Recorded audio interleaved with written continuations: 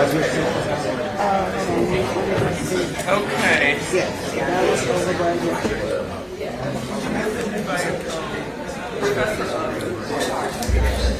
You can say professor of education. Yes. No problem. Okay. Howard, sit down. Yes. All right. There's no space here. Good to meet you. Nice to meet you. Good.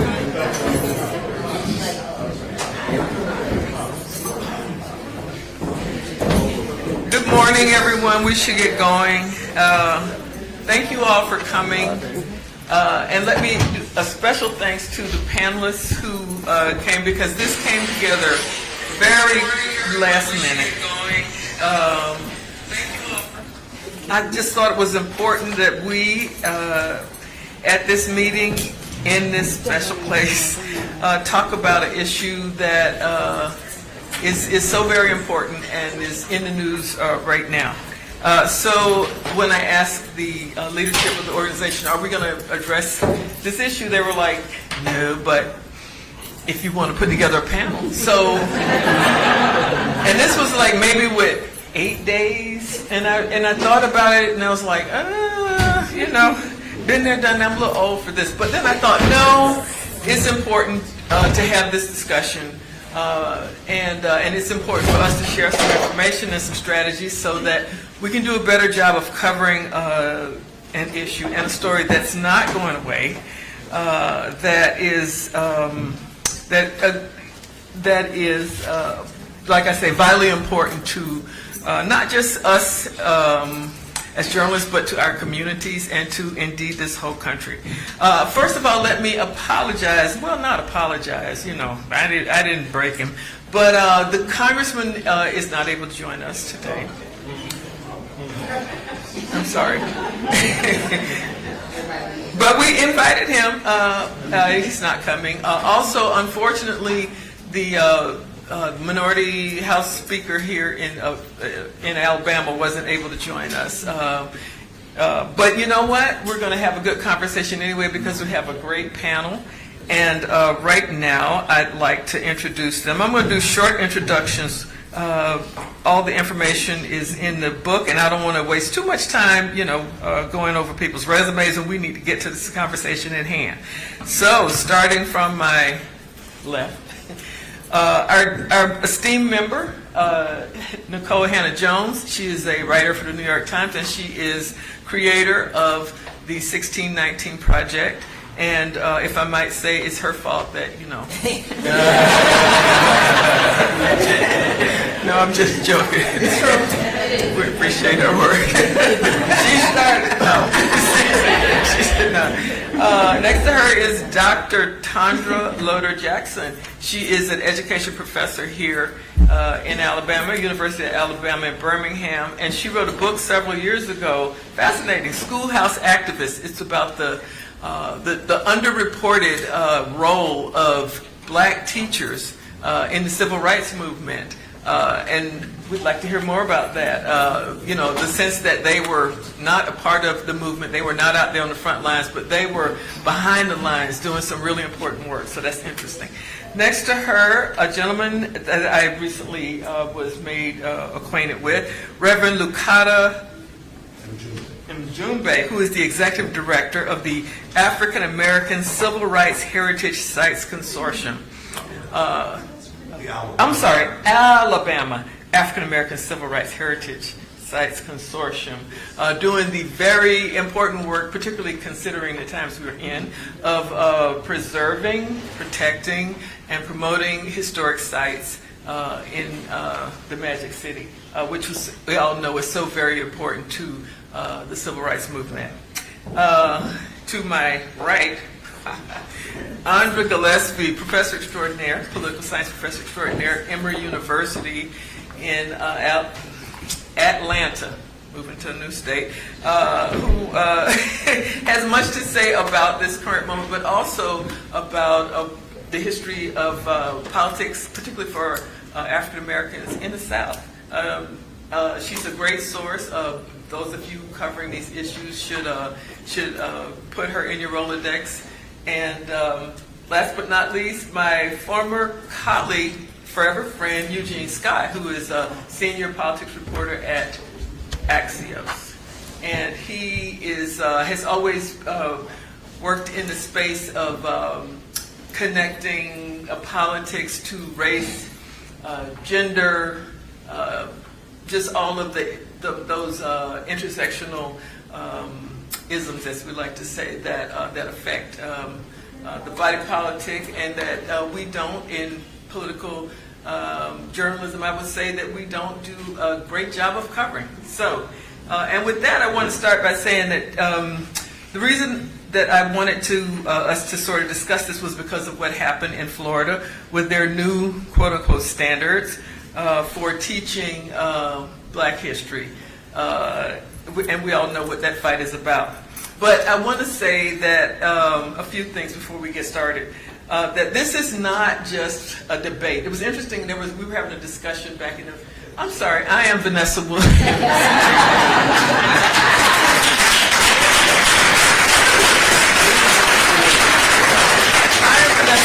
I'm the deputy politics editor at the Washington Post and a former president of the National Association of Black Journalists. So not too long ago, we were having a discussion in our newsroom about this issue, and somebody said, "Oh, it's a debate," and a sister said, "No, this is not a debate. This is not a debate. This is not people having a conversation about the past.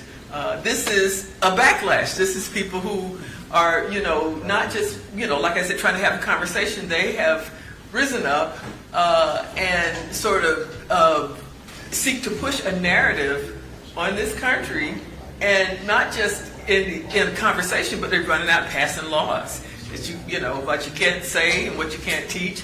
So it's not just a debate. And it's interesting that some of the people waging this war would argue that, we're just protecting our free speech rights, free thoughts rights, at the expense of quelching others. I think often we, in our coverage, we frame this as some debate or discussion, and it's not. That's not what's happening. Also, it's not new. It didn't start a couple of weeks ago with the Florida standards. It didn't start several years ago with the attack on CRT. It didn't start with Nicole's excellent project. It's been an ongoing. It didn't even start in 2008, although that's probably the start of the modern freak out. But it's been going on since the very beginning. There's been this tug of war about how America came to be and what it stands for and who belongs here. So I think we need to keep that in mind. And it's not just about education. It's not just about what goes on in the classroom. It's about sort of what goes on in state houses, in Congress, in the White House. It's about, again, who belongs here, who gets to have a say in how we run this country. And it's about, I believe, and I think that we, again, have not done a great job of just sort of being honest about, it's about freaking out over change, demographic change, just that are going on in this country, and people deciding, wait, no, not giving up, not giving a quarter, not giving an inch. And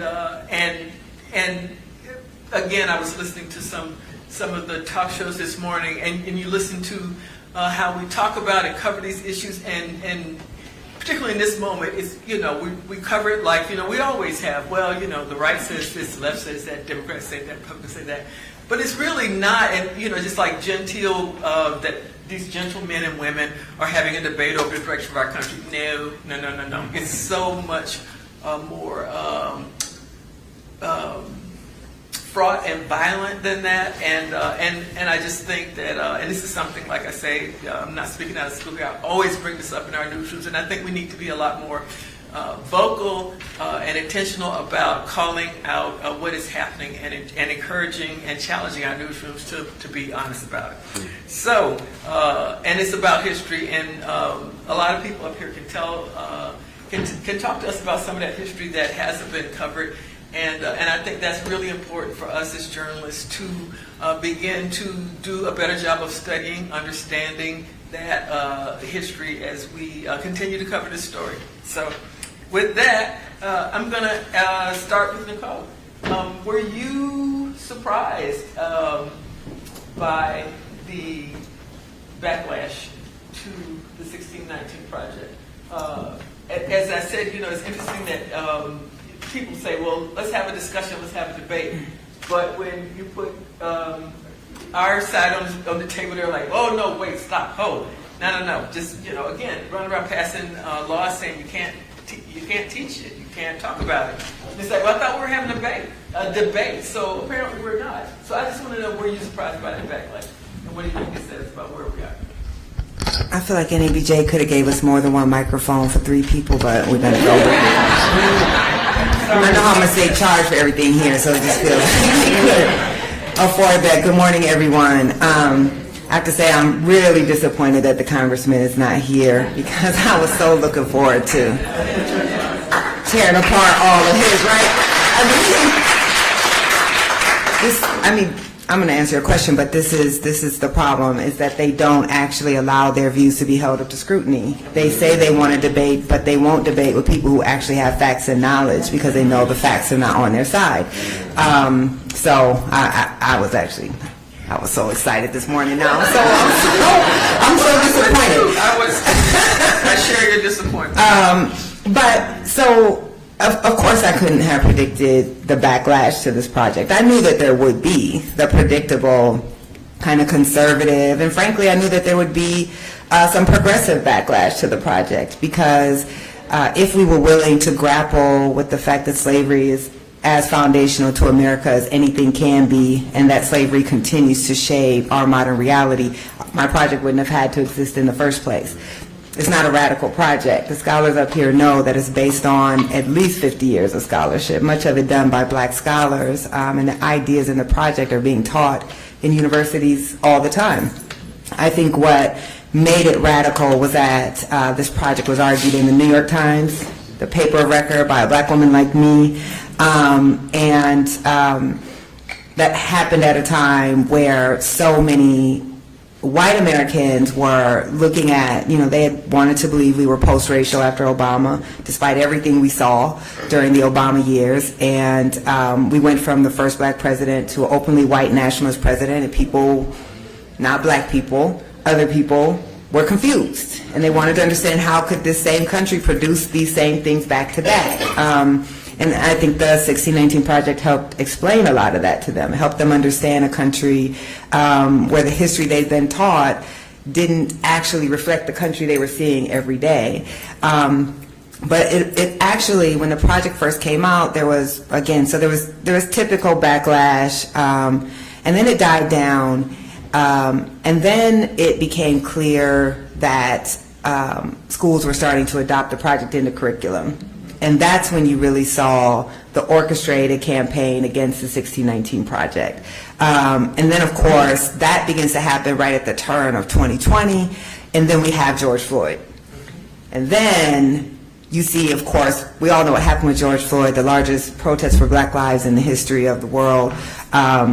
And we're seeing statues being snatched down. You're seeing the lexicon of 2020 is 1619. People are saying this wasn't about this one cop and this bad apple on this one day. This was about a 400-year system. And no one probably in America is obsessed more over what happened around the 1619 Project at that time than me, and I looked at the polling. So of course, that's the first time during the height of the protest, 7 out of 10 Americans said they'd had a conversation about race in their household. About 10% of all Americans participated in some racial justice protest. And the most telling number to me was that nearly half of Republicans, when they were polled, said that they believe that race, structural racism, was a primary obstacle for black Americans. I want y'all to pause on that, right? This is the party of personal responsibility, of individual opportunity, that where black people are suffering is because of our own pathology, because everybody in this country has the same chance in our free society, and yet they are putting together that there's something larger that's holding back Black Americans, and it's not just Black people making individual choices, that was going to require a response. Right? Conservatives were not going to allow half of their own members to start to think that there is something structural wrong with the United States. And why is that? Right? Because narrative leads to policy. So if you think that Black suffering is caused by Black people doing things they shouldn't be doing, then you pass regressive policy to address Black pathology or to punish Black people. If you believe that Black suffering is coming because we have a 400-year system that is leading to that, then you're going to pass policy that is structural. And why would powerful people want any type of structural change? So that is where we really saw the backlash, right? Monuments are getting snatched down. People are starting to question who we mythologize. And as has always been the case in American history, politicians then see an advantage there because the oldest wedge issue in America is race. Go back to the Bacon Rebellion and the way that you can divide people whose economic interests should align them, whose political interests should align them, is through race. And the 1619 Project really got caught up in that. So you are right. The anti-critical race theory movement began as an anti-1619 movement where you started seeing states specifically trying to ban 1619, including my home state. I was not the prodigal daughter. They wanted to ban me, probably because I learned 1619 in a public high school in Iowa and they don't want to create any more of me. And then it turned into this larger movement to try to ban critical race theory. And then, of course, as I said then, when people weren't wanting to defend what was happening in 1619, was it wasn't going to stop with that. Of course it wasn't, right? It's red meat. So they started going after trans kids. They started going after women's rights, and then this broader critical race theory. So, yes, I was shocked. It's a long way of me saying that even as someone who's covered this forever, to see that type of power. I mean, 1619 Project was mentioned in both of Donald Trump's impeachment trials. If you read the transcript, it doesn't even make sense. It was just like a word they threw out, like woke, 1619. Right? But that's what it had become in our society that was highly polarized and trying to grapple with, were we going to have a racial reckoning or a racist reckoning? I think we see what the answer is. Okay, thank you, Nicole. Let me skip over to the political folk here. Something that you said when you were talking about how in 2008, you know, people thought, yeah, we're post-racial. And I would say that the news media played a role in pushing that narrative, like, oh, the first Black president. Mm-hmm. And I'm always, I won't say tickled, but I always think it's interesting when people who clearly did not vote for the first Black president. And the fact of the matter is, and I think people, you know, but they always say, well, we're not a racist country, we have a Black president. Usually that's uttered by people who did not vote for Black president. And we also need to always, where it's appropriate, and I think it's always appropriate, remind people that most white Americans who voted did not vote for the first Black president. Now, you could say, well, most of them don't vote for Democrats. True. But if you're going to go out bragging about how we're not racist because we had a first Black, you need to be honest that you didn't help us cross that mountain. But I do want to say, so people did think, you know, oh, you know, new day, post-racial. What did we, as journalists telling the first draft of that, and as you know, sort of informers, what did we miss? How did we miss that? While some people were, you know, sort of doing the post-racial, you know, sort of high fives, that other people were like, what? And you know, like I said, these people who were always there, we knew they were somewhat quiet, or you know, I guess they'd been, you know, just sort of being polite, if you will. How did we miss the big, huge backlash?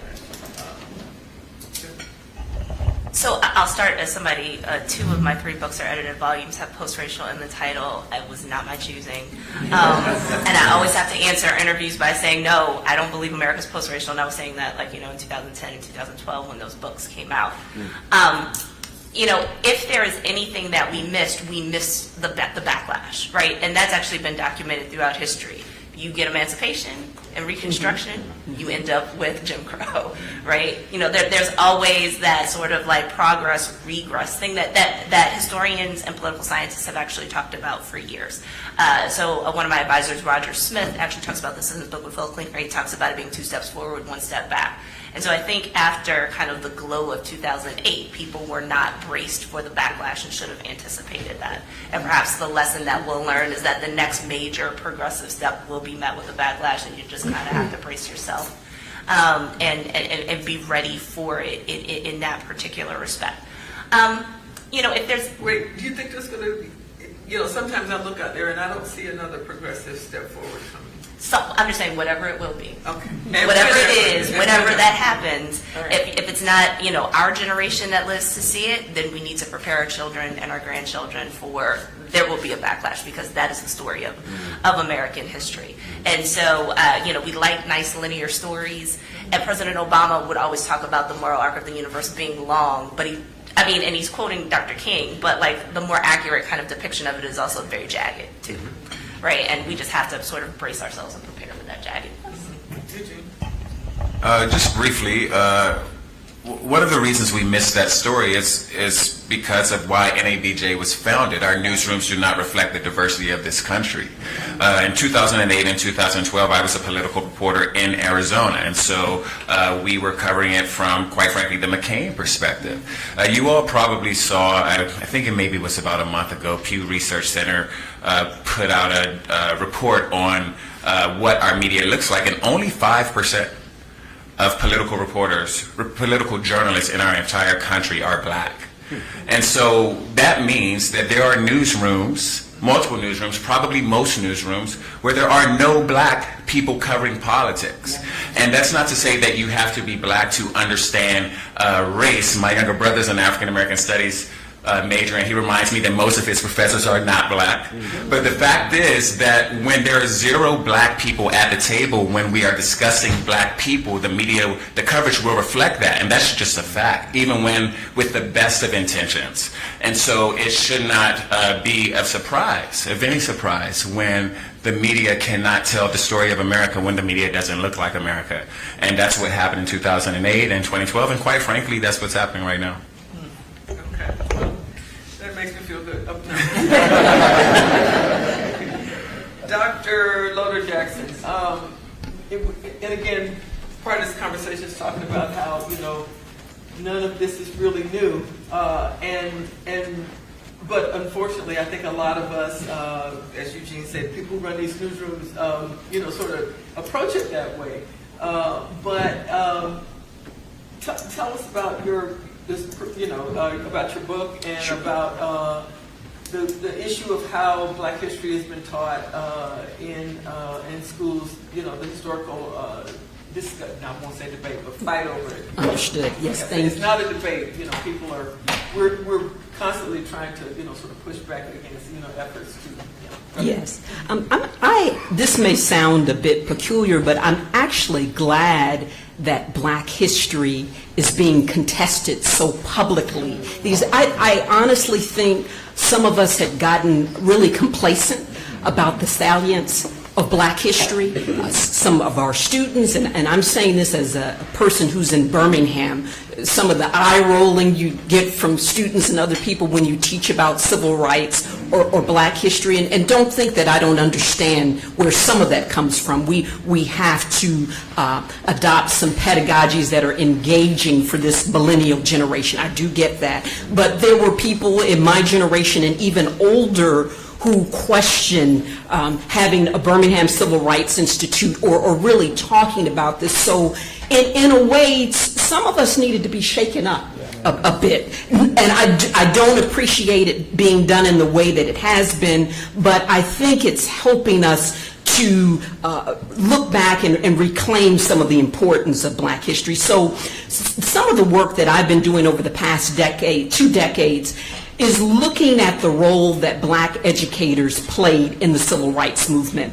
If you really look closely at some civil rights narratives, generally written by a number of white historians, but also Black and other groups, there's this view that educators, Black educators, were really accommodationist. that they pretty much toed the line.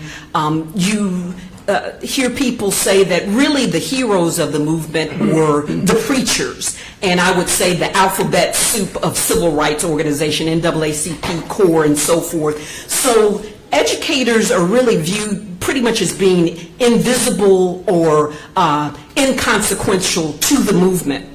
But they were there. They were on the front lines, actually.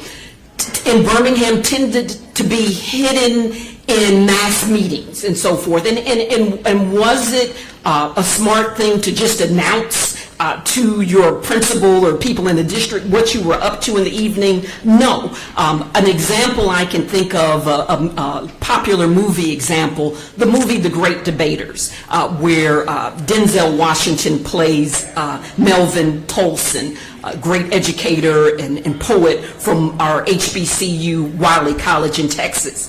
Something that startled his students and their families was that in the classroom, he was buttoned down and very serious, but at night, he had another life. He was involved in some very risky, dangerous kind of activism. And I would say that's how you miss what black teachers contribute to the movement. We don't always know what they were doing in the classrooms. We don't know what they were doing in their private time, but they were involved in the movement. I want to give just a quick example. Just to mention kind of one of these hidden stories. There is a historian, his name is Michael Hines, and he recently published a book called A Worthy Piece of Work, and there's a colon, The Untold Story of Madeline Morgan and the Fight for Black History in Schools. This is a World War II narrative of a black educator in Chicago who came up with a curriculum that really was embraced by a number of white people during that time, and certainly black people. And this curriculum was used throughout the district, and it was used in other areas of the state and so forth. But at the close of World War II and a little bit afterwards, really by around 1950, nobody knew about her work. It was largely forgotten. And that was because she had to ride one of those ebbs and flows. It was popular during a time when a number of whites were afraid of black unrest around World War II and kind of this, oh, we all need to come together and, you know, we're fighting the enemy and so we don't want that kind of restlessness.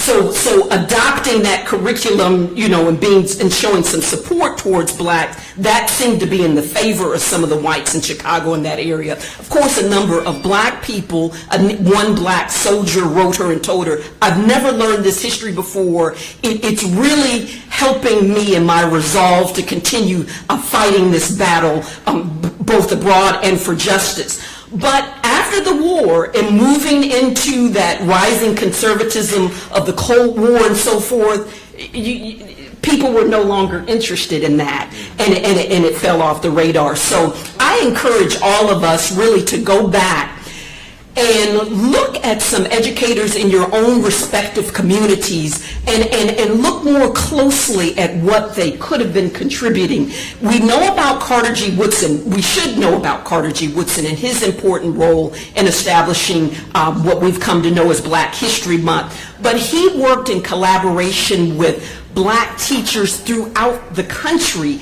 in order for that to be implemented. Okay. Let me go back over this side of the table. Dr. Loder Jackson talked about this is good that it shakes us up. But in a lot of states, including my home state of Florida, in Georgia, in right here where we are in Alabama, one wonders what can we do? They've been gerrymandered to the hilt to make it more difficult for black Americans, who are a majority of black Americans live in the South. People are surprised. They're like, what? No, it's true. A majority of black Americans live in the South, yes. And I would say in this region we have probably far less representation than some of the other areas. So yes, we're shaking up. We're saying like, whoa, this is happening. What are we going to do? But what are we going to do?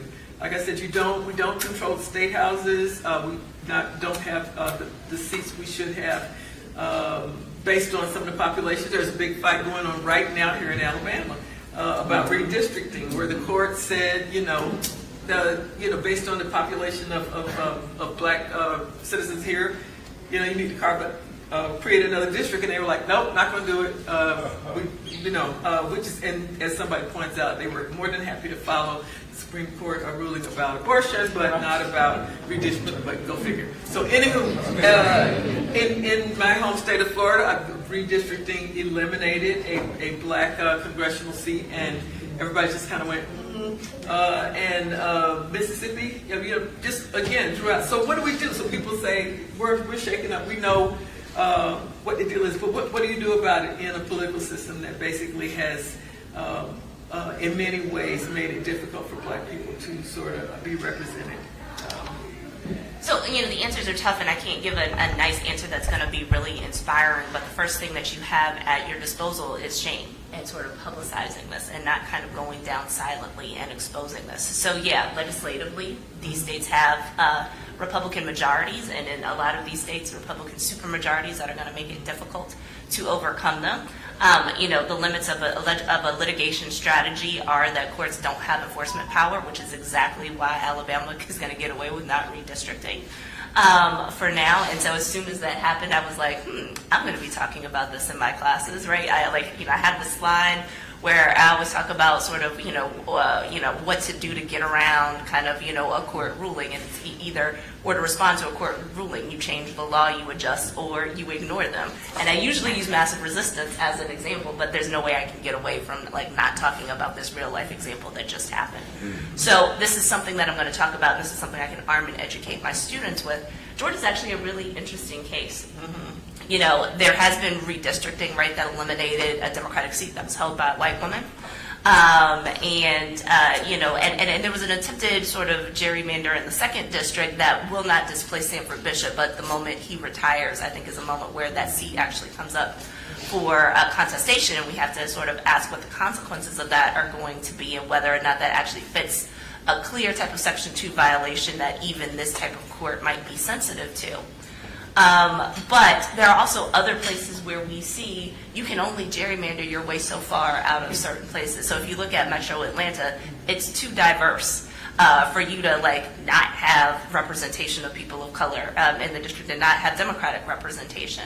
So I think the hard thing is trying to convince courts about the subtext when race and party correlate so highly with one another that you can actually credibly make a case that this is about partisanship, which the court does not care about. And to say that this is explicitly about race, right, is sometimes a harder sell when it gets murky, but I think it's incumbent on people like me who have the skills to kind of be able to point and parse out, now this really is about racism, and don't sort of fall for the okie doke that this is about party. And then that needs to be amplified so that this becomes a part of the discourse and so that people understand and that they recognize that this is unacceptable. So it's a longer strategy. It's a more cerebral strategy. I wish, that there were other things that we can do, but I think the best thing that we all can do in our capacities as educators and as journalists is to keep on telling the story and to not let it go. Which brings me to you, Dr. Lucado, because I'm not going to mess up your last name again. And it is a strategy that, I think we say black people have used throughout, which is to, control as much of the narrative we can about our history, to teach it outside of schools, to teach it in churches and community centers and, sort of social clubs and what have you. And just tell us a little bit about the movement that you're doing it to try to preserve this history, and to what end? Well, thank you. And thank you for the opportunity to be a part of this amazing panel and to be here with all of you. So much has been said, and I think it's important for us to pay close attention to why it is that we've missed some things, why it is that we haven't tracked, predicted, responded in the ways that we need to. And it's because we have not been good students of history. This is consistent. Even to describe some of these things as backlash, I kind of pause because it's so regular. It's so predictable.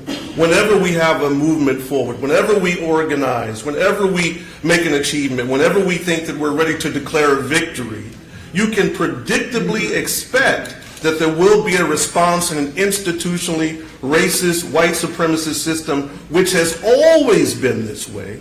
It has simply morphed and reconciled itself. And so if we do not remain students of history, to see how it is that we have organized, to see how it is that we have had response, we will always find ourselves surprised. We also have to be mindful of what I call manufactured outrage. There are times, it seems, when we are encouraged that we should be angry about this thing, that we should respond to that thing, that we should act in this way. But when we look at our history, which is contained in so many of our historic freedom sites, we see that we have to define what it is that is wrong, and we have to put forward with a strategy of what it is that's right. We have to come up with answers that answer and solutions that solve. And so when we look here with the Alabama African American Civil Rights Heritage Sites Consortium, we have freedom sites that are here in Birmingham, that are here that are in Montgomery, that are in Selma and across the Black Belt, that have been waging this ongoing struggle against racism, against white supremacy, against backlash, against retaliation. And it's important that we go and we recognize that there are curriculums within that history that show us the importance of, as an organizer, it's said over and over again, how do we help our people rise? We agitate, we educate, we organize. And that is what we have to do. That is what we need to do right now. The manufactured outrage about white people once again trying to convince us that there were benefits or things that helped us as a result of slavery. And people clutch the pearls and shock and awe that would actually be said. But I would submit to you, for those of you who may have grown up going to white schools, or even in black schools, in some way there has always been this subtext that black people got a free boat ride over here. And if it wasn't for slavery, we would never have had Barack Obama. And if it wasn't for slavery, we couldn't sing the song, "I'm proud to be an American, where at least I know that I'm free."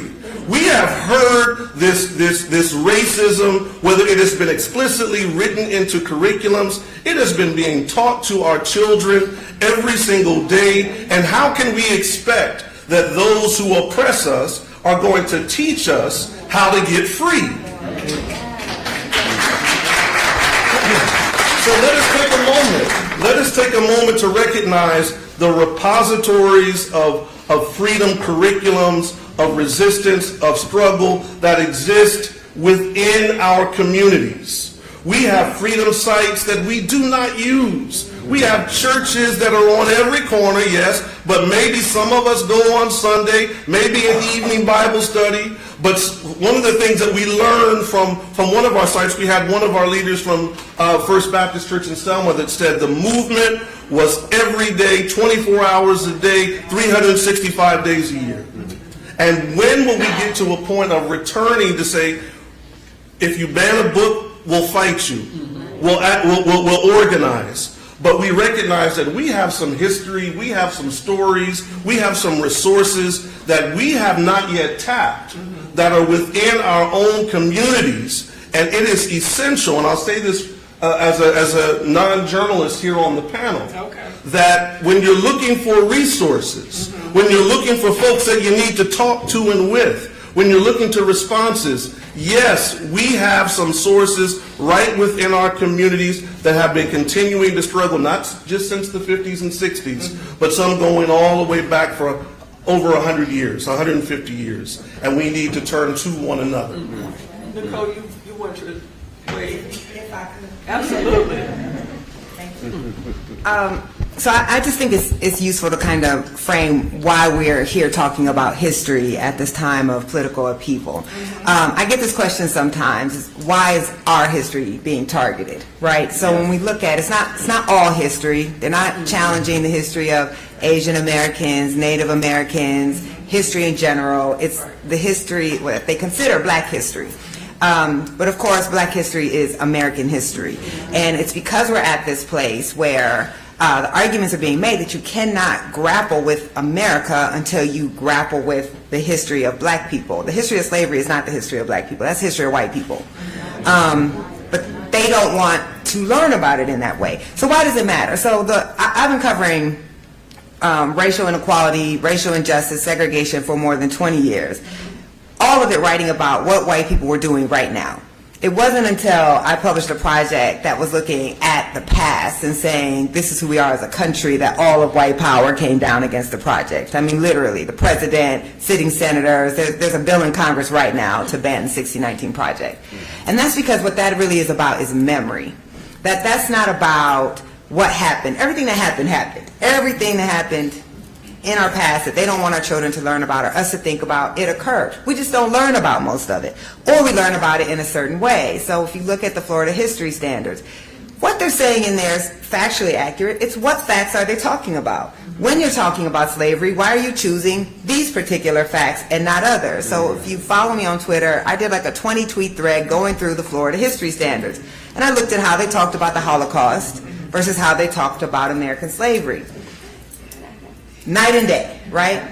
In the Holocaust, it's a systematic murder of Jewish people. Slavery, not systematic, except the Africans who sold us into slavery. They were the only ones engaging in some systematic oppression. They named the Nazis. If you read the Florida History Standards, all these good white people were fighting against who? We don't know, right? All these people who are trying to end slavery, we don't know who is keeping them from ending slavery.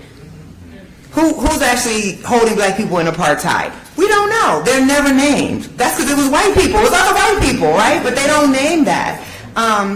So what we're really looking at is an attempt to control our understanding of the country that we're in, to shape how we remember who we are. And of course, we all know the story of America. It's these, great white colonists who wanted to be free, so they found a nation based on individual liberty. We're the oldest continuing democracy in the world. We're the greatest, freest country in the history of the world. But then there's black people. And you can't deal with black people because black people give life to all of that shit, right? We're the most inconvenient people to the story of America, because then how do you talk about 1776 and not the fact that the man who wrote those words in our founding document, all men are created equal, endowed by the Creator with inalienable rights, owned 200 human beings at the time, that 1/5 of the population was enslaved, and in fact, he brought his own wife's enslaved brother with him to Philadelphia to write the words of liberty. How do you deal with the fact that 10 of our first 12 presidents were enslavers? That the person who wrote the father of the Constitution was an enslaver. The man who wrote the Bill of Rights was an enslaver. How do you deal with that? So we deal with it by minimalizing it, right? By not really acknowledging the role that slavery played. How do you call the the World War II the greatest generation? But black folks were fighting in a Jim Crow army and getting lynched for having the audacity to wear their uniform when they came back home. So this is what we're really talking about, and you can't separate this desire to control our history. Black history in America, by definition, is political, because it goes against the political project of the United States to acknowledge that everything you said you did, you didn't actually do, because we didn't have democracy as long as most of your population couldn't vote and black people couldn't vote. We didn't have any of these things. So what we have to do then is not tell that story. And I'm going to wrap this up by saying why this matters to what we're doing. What legitimizes the gerrymandering in Alabama, or the gerrymandering in Florida, or the regressive laws that they pass, is this idea that they are not race specific, that no one is saying black people can't vote, or we're trying to keep black people from having political power. But if you study history, you know they haven't been able to do that since the 15th Amendment, right? Then you know that grandfather clauses were also race neutral.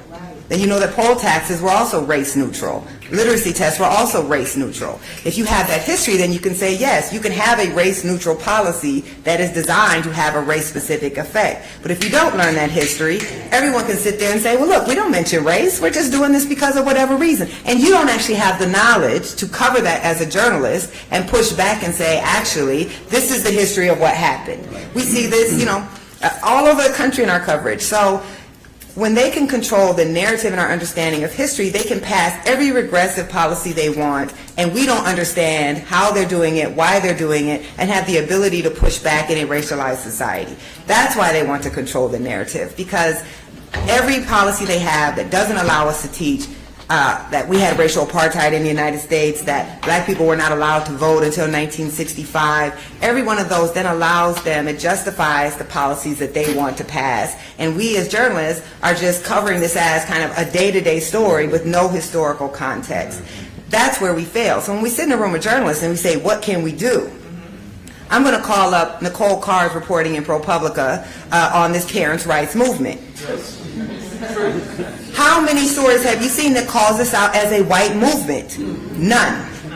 We all know it's a white movement. Every journalist, all you have to do is open your eyes and look and see who's at the school boards. And yet we don't write this as a story of a racialized movement.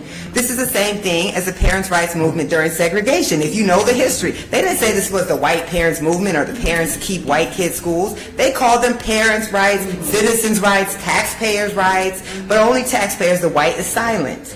So Nicole Carr has the audacity to actually cover what the fuck is happening. You have to know what's happening to be able to call it out, though, right? So when you don't understand that history, then you cover this and you're afraid. So journalists, we are failing. We are failing to tell the story as it needs to be told with clear language and an understanding of the history to be able to say, this is what Nicole Carr did, which is not that hard, right? We're investigative reporters. Get the data.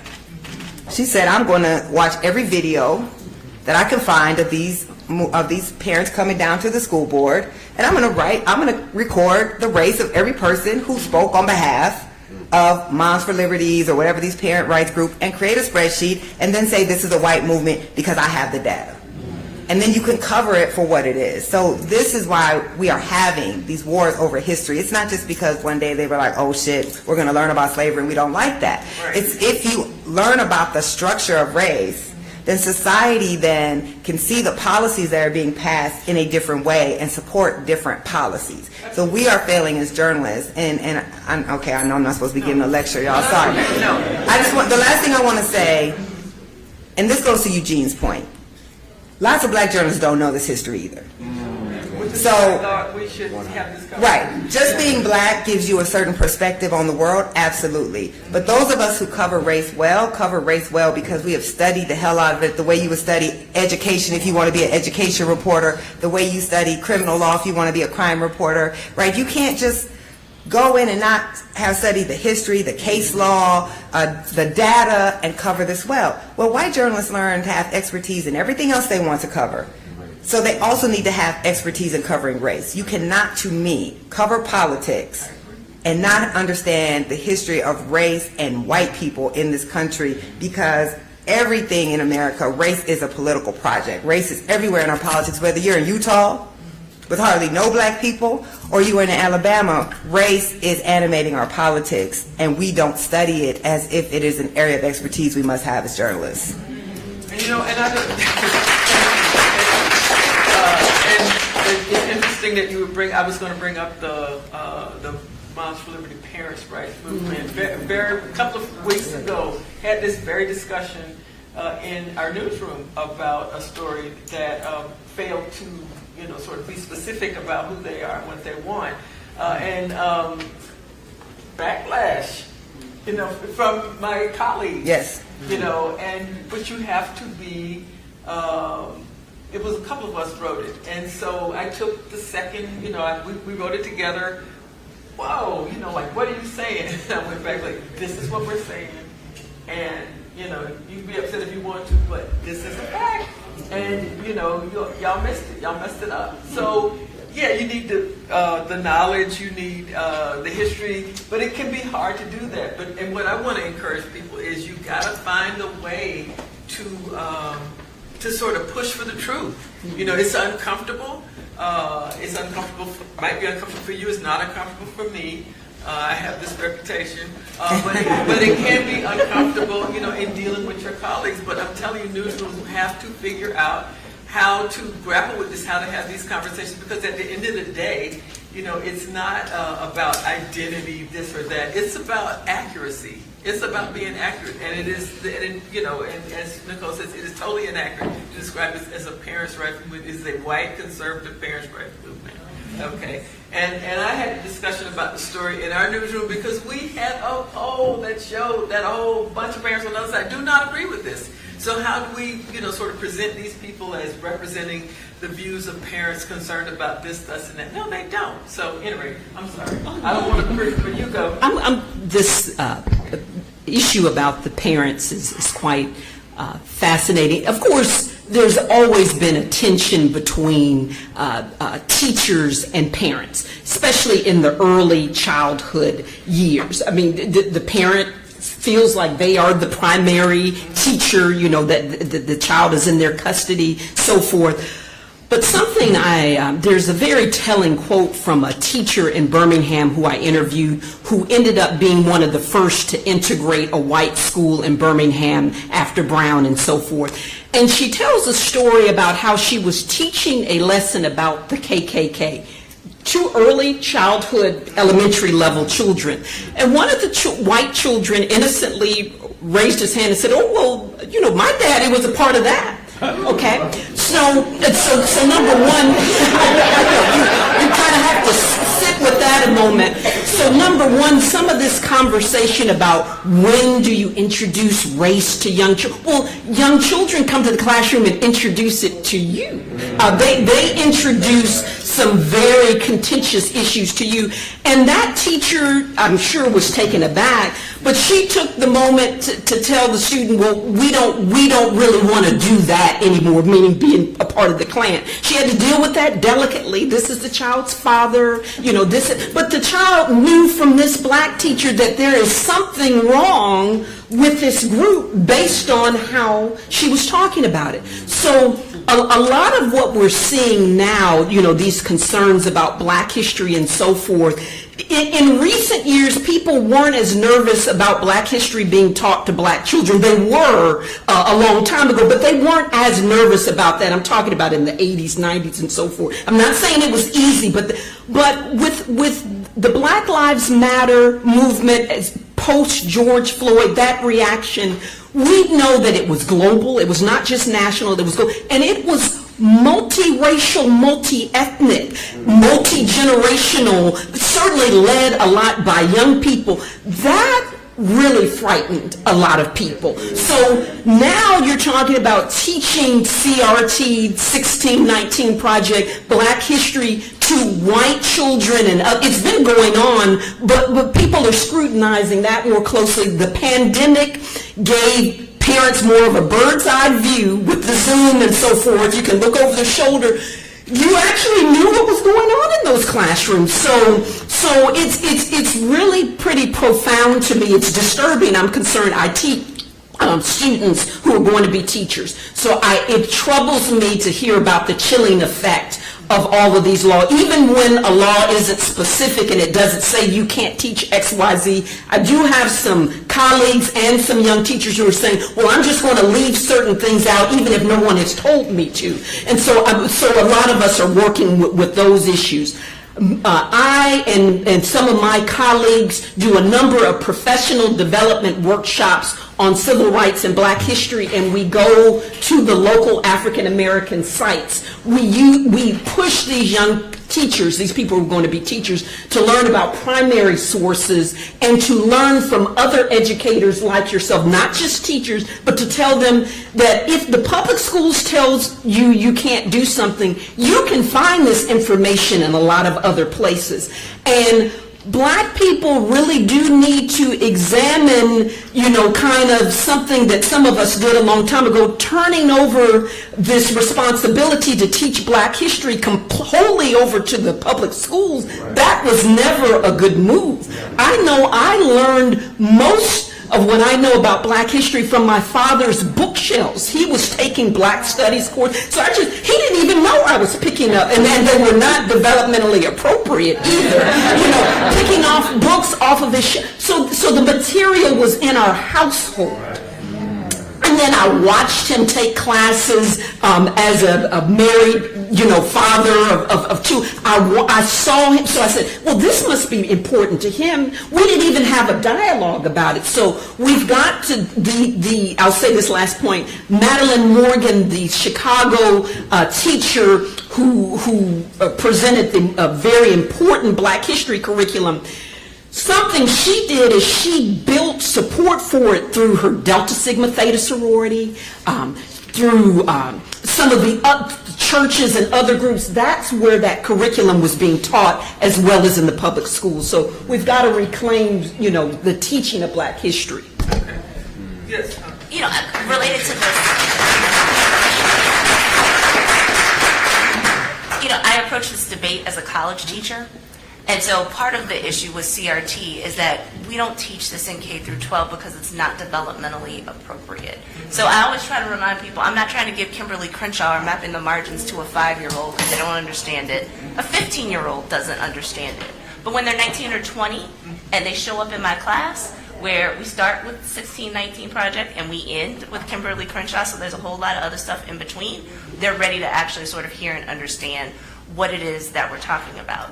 So first, there's this idea of sort of talking about this as a K through 12 issue, which is a canard because it never was an issue, but it's starting to seep into higher ed, right? And so you're looking at like a chilling effect in Florida about what they're going to be able to teach and not teach. There was a state legislator in Georgia who asked the Board of Regents to go through all of the syllabi in public schools in Georgia and identify who was teaching Ibram Kendi, Carol Anderson, and Robin DiAngelo. And I was just like, in part, Carol Anderson is a friend of mine and a colleague. She is one of the best race and diplomatic historians out there. So are we saying at the University of Georgia that we don't want to produce historians who do diplomatic history and they don't contend with Carol Anderson? You're making them unqualified to go on the job market. You're making them unqualified to teach. And you're also censoring stuff from adults who should be old enough to be able to handle all of this information, right? So that's part of the problem of what's going on, is that people are throwing out words and language that doesn't actually accurately reflect what people are trying to do. And then we're not calling them on it. And then it's been really funny to watch people play fast and loose with even historic debates. So Nicole, I will tell you, I assigned 1619 project, but I take seriously the critique about sort of how it talks about the Revolutionary War era. And I'm friends with Leslie Harris, so I have to admit that that's part of the motivation. But neither she nor I is going to jettison the whole project. We'll talk about, okay, so here is what other people have to say about this. Here's where the debate is. I had to update my own thinking, right? So, my history stuff ended at college. So I talked about 1619 to 1640 to 1660 as a kind of a liminal space until Tara Hunter got me straight, right? So I was going to my colleagues and friends, right, who were working in this space and could tell me the historiography has changed. To hear Ron DeSantis talk about resilience, because he doesn't understand a debate within African American studies about deficits and Afro-pessimism versus talking about sort of assets, right, is just one, it was offensive. And then it also sort of comes from this real paternalistic type of thing. So in my day, when we would talk about this kind of from a sociological perspective, you had to contend with Orlando Patterson, who would talk about natal alienation and how we brought nothing over. And everybody has debunked that. So it's out there, I talk about it, but then we talk about how we move past it. But for Ron DeSantis to play armchair sort of African American studies professor, not having read anything, and to say that this discussion about sort of assets that slaves had, is a way to talk about resilience, misses how we talk about this. There is a consensus within those amongst those who study, African American history, African American politics, African American sociology, that slavery was bad and we didn't need to do that to get skills. And in fact, it ignores the fact that Black people brought skills with them to Africa. It is in fact why some of us were prized, in certain parts of the country. So if they knew that you knew how to grow rice already, they got you, right? So it's we didn't come here sort of I didn't know how to sew, we didn't know how to, this is the most ridiculous thing. And I think I really got pissed off about it because I think the moment I heard it, I was watching TV and I happened to look at pictures of my great-grandparents, and I looked at my great-grandmother, who I knew was the granddaughter of a slave and a white overseer. And I was like, I'm glad my great-grandmother existed, right? I wouldn't be here without her, but this shouldn't have happened. right? There isn't anything good of this. Don't try to clean it up, and then don't try to play like, sort of armchair intellectual and like sort of like mess up stuff and overgeneralize. And I think what we're afraid about in K through 12 is that line in the curriculum in the right hands will be handled effectively. But we all know that like people don't take social studies seriously, right? People care a lot about STEM, care a lot about language. It's not unusual to have the football coach who was hired to be the football coach teaching social studies, and they say something patently ignorant, right? I also live in a state where there's a state legislator who's a history teacher who swears slavery wasn't the cause of the Civil War. So we also know some people got bad education. That's what we're worried about here, right? Because we've seen it, we've lived through it. So I'll end with one story. I was at an international conference a couple weeks ago. I was talking with an older professor who was recounting the story about how, I think in the late 60s, she was taught that African history wasn't history because it wasn't written down.